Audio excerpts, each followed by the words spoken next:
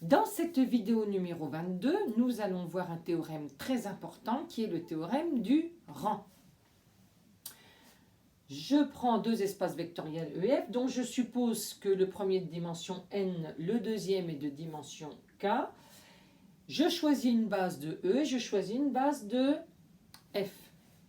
Qu'a-t-on vu dans les vidéos précédentes? Eh bien, on a vu que la dimension de im de F était égale au rang de la matrice représentant F en prenant comme base d'arrivée la base B, comme base de départ la base A. Et on a vu que ce rang ne dépendait pas des bases choisies.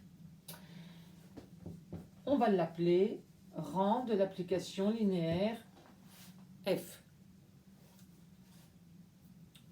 Que dit le théorème du rang? Eh bien, il dit ceci. Il dit que rang de F plus dim de ker de F est égal à dim de l'espace de départ. Espace de départ. Très important. Le rang de F étant égal à dim de im de F, je peux aussi l'énoncer sous cette forme. La dimension de im de F plus la dimension de ker de F est égale à la dimension de l'espace de départ. Dim de im de F, on a supposé que c'était égal à P dans l'autre vidéo. Dim de E est égal à N.